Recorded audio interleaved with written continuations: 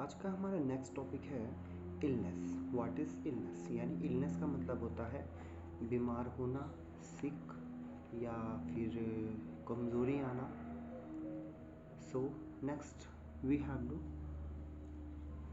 Understand what is illness. First point है, nurses must be understand the concept illness में affect the patient. यानी जो nurses होती हैं, नर्सिंग डिपार्टमेंट की जो मेंबर्स होते हैं, इट में बी मेल भी और female, they have to understand the concept. जो कंसेप्ट होता है इलनेस का, व्हाट अफेक्ट दी पेशेंट, क्या वो पेशेंट पे कैसे अफेक्ट करता है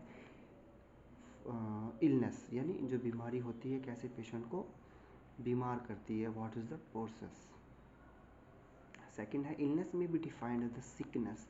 यानी जो इलनेस है वो डिफाइन की गई है, यानी बोलते हैं सिकनेस यानी बीमार होना या फिर वीकनेस आना, और deviation from a healthy stage. यानी जो डेविएशन होता है यानी एक तरीके से बोलते हैं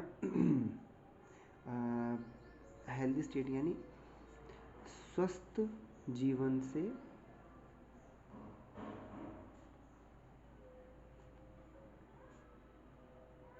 बीमारी की तरफ बढ़ना।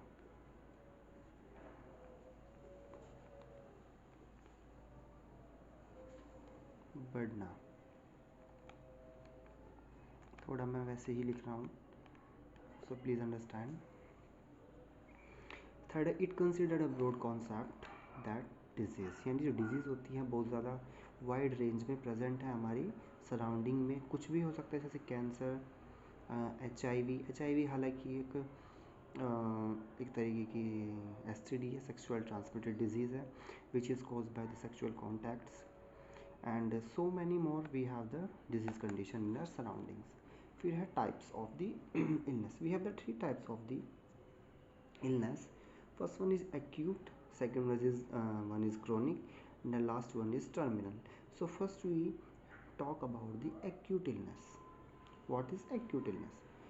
So it usually refers to a disease or a condition, यानी एक disease है, condition है, that has a relatively onset, high intensity and short duration। यानी acute illness की यानी इंटेंसिटी होती है जो हाई होती है, लेकिन ये बहुत ही कम समय के लिए हम इसे देखते हैं। यानी मेन बात ये है कि जो एक्यूट इलनेस होती है वो बहुत ही शॉर्ट ड्यूरेशन के लिए होती है। फिर है, if no complication occur most acute illness and in a full recovery and a person return to prevention. यानी ऑल ओवर इसमें बताया गया है कि जो डिजीज़ है एक्यूट इलनेस की, वो ज़्यादा समय तक नहीं होती है, बहुत ही शॉर्ट ड्यूरेशन के लिए होती है, लेकिन बहुत ही ज़्यादा क्रिटिकल हो सकती है और कम भी हो सकती है। फिर है chronic illness. What is chronic illness? It refers to the condition that typically has a onset less intensity and a longer duration that acute illness। यानी ये जो इसका टाइम पीरियड होता है, जो यानी इसकी जो इंटेंसिटी होती है वो लेस होती है according to the acute illness, but इसकी जो ड्यूरेशन होती है ये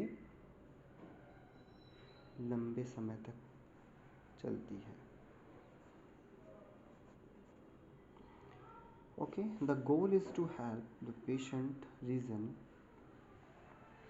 of maintain the highest possible level of a healthy, although some patient fail to return to their prevention and functioning।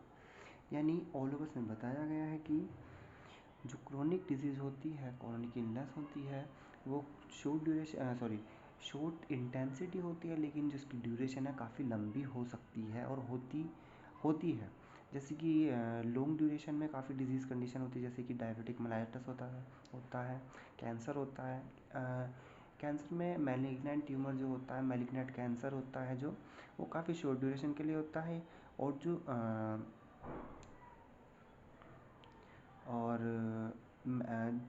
जो ट्यूमर्स होते हैं वो 2 टाइप्स के होते हैं, malignant and one more I forget it.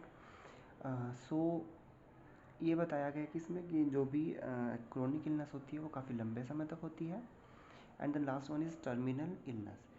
So terminal illness is a disease that cannot be cured or adequately treated, and that is responsibly expected to result in that the patient within the short period of time. यानी terminal illness जो होती है वो काफ़ी ख़तरनाक disease condition होती है, not curable होती है, and that is responsibly accept to result with death, यानी जो इसका मेन रिजल्ट आता है वो डेथ भी हो सकता है। यानी इसमें जो पेशेंट है वो मर भी सकता है, मर ही सकता, यानी मरता ही है इन टर्मिनल। जैसे कि जो टर्मिनल में हम बहुत सारी डिजीज़ कंडीशन देखते हैं, जैसे कि मैलिग्नेंट ट्यूमर हो गया,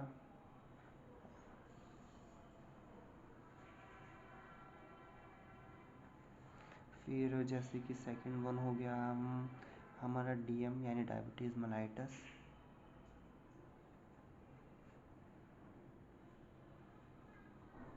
ये भी मैं थोड़ा रफली ही लिख रहा हूँ जिससे थोड़ा सा समझ में आ जाए। और गैंग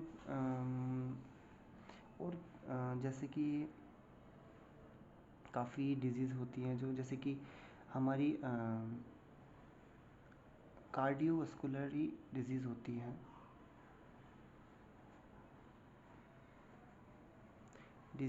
है, ये भी एक तरीके की डेथ कॉज करती है।